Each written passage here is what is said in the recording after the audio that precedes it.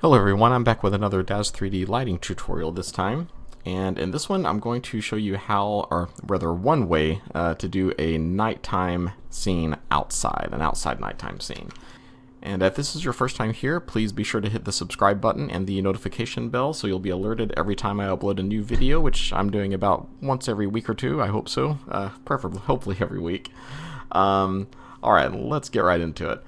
So, I already have my scene created. I'm doing a barn scene outside, and I have my Amira figure already dropped in, dressed, and ready to go. And we're going to do something similar to what I did in my last video on 3-point lighting. I'm going to go through this one a little bit quicker since I did a full discussion on that in my last video. So if you haven't seen that one, please be sure to go and check that one out first.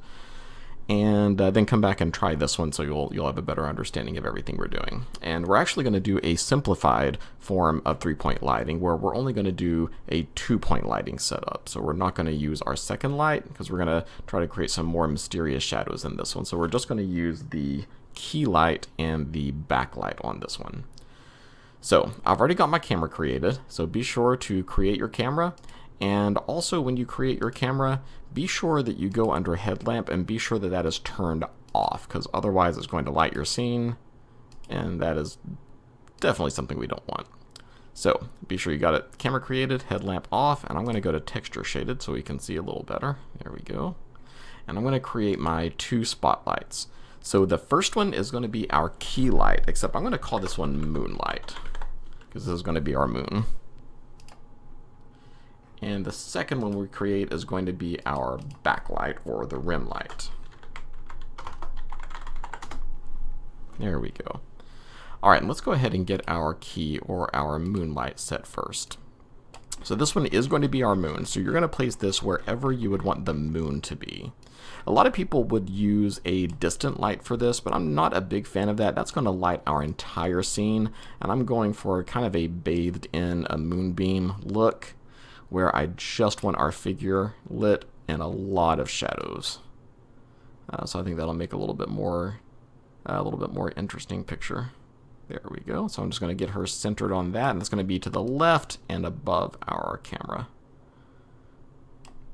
There we go. All right, and I've got to fix my parameters on this. So let's go to, we're already on camera. Oh no, we want to be on lights. And we're going to do moonlight. Alright, so the first thing that we're going to do is to fix our height and width. And again, I went over these in the 3-point lighting video. But I'm going to pump these numbers way up to get some nice soft shadows. So we're going to do 100 on each of these. There we go. Be sure your render emitter is turned off.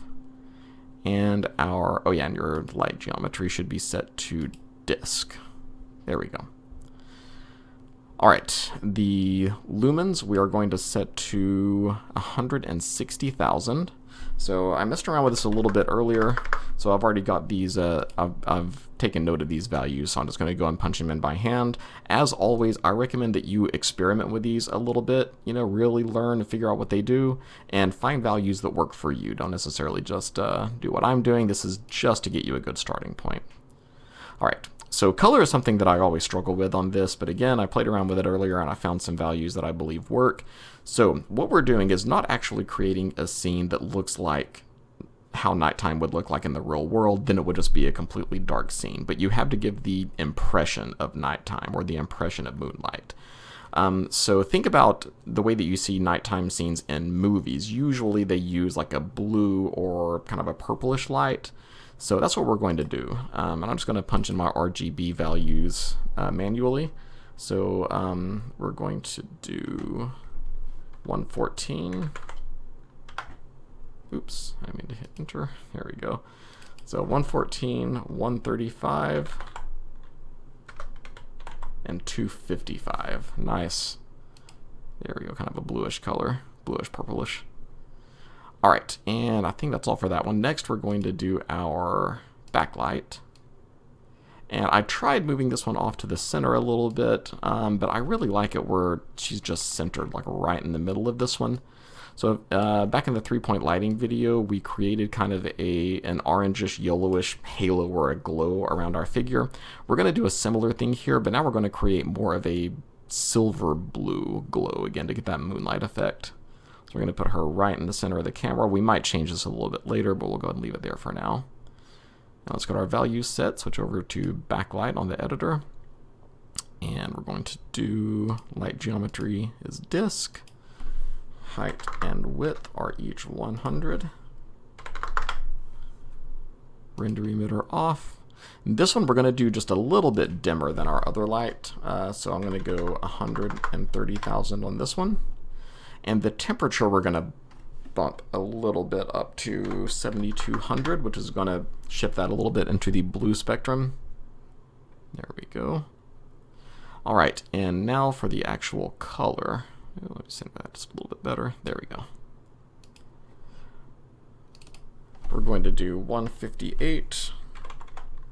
Oh, I hit enter again. 158, 187. And I'm going to leave that at 255. There we go, so a little bit lighter blue. All right, now let me go into my camera and we'll see what this looks like. Go to iRay. There we go, pretty nice so far. So you can see how the backlight is creating that kind of a glow like around the edges of her shoulder, but I want that to be just a little bit more pronounced, and I think I can do that by bringing that light down a little bit. So we're going to bring that down a touch and point that up a little. There we go, let's see how that works. There we go. So now we can see the glow down on our arm there, on our fingers a little bit, still up on the shoulders and the forearm of our right arm. There we go, I like that a lot better. And this, again, is one of those things that's really going to set your renders apart. It really makes them look nice and professionally done. And I can actually show you what it looks like without that light turned on. If we go to illumination and switch that to off, now all that glow disappears and it just looks really, really flat and dark around the edges. But that outline just really helps that figure kind of pop off the screen. Turn that back on. Actually, let's try to widen that beam exponent a little bit.